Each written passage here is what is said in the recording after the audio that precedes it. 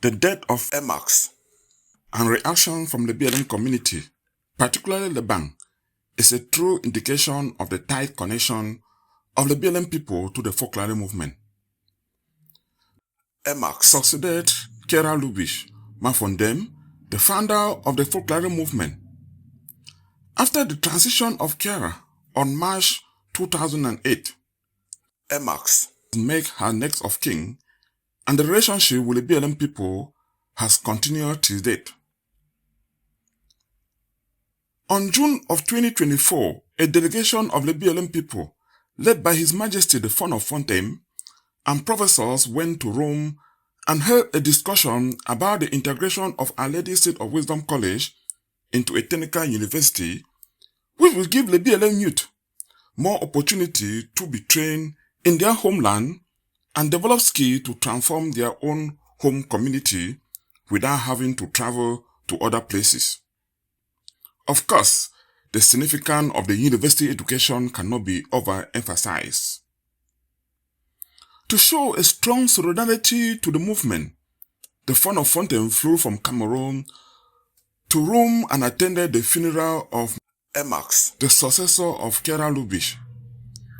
Meanwhile, back at home at the Mariapolis Center in Fontaine, a similar funeral was celebrated in a solemn mass led by Mrs. Arachelis Atemking and Beitasong, who are members and representatives of the Foculare movement in Fontaine.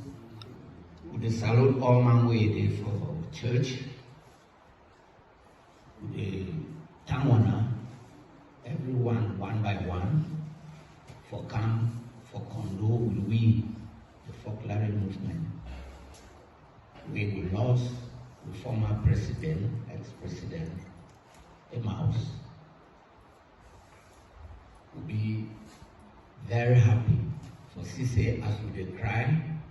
All when I don't can join we will cry together. So the time on a plenty. I will ask God for bless everyone way it come for condole with me. I don't get much to say, but I know say many of we who still remember Emmaus because it become here with we for make the cry of Mama Kiara for us. I should say all we still remember, not so. These two individuals currently oversees the activities of the movement in Fontaine, including the Mary Head of African Hospital Fontaine and the Seat of Wisdom College, and reports to their hierarchy. To further show a deep connection of the Fontaine people to this movement, a video of Kera's visit to the Fon of Fontaine Palace has been circulating on different WhatsApp forums in a way to pay tribute and to remember these two ladies, Lubish and Emmaus. Her Royal Highness Ma von Fontaine Christie Asong has even written a tribute narrating how Kera Lubish promised her the creation of the university in Fontaine, and we asked for some careful Martin to go inspect.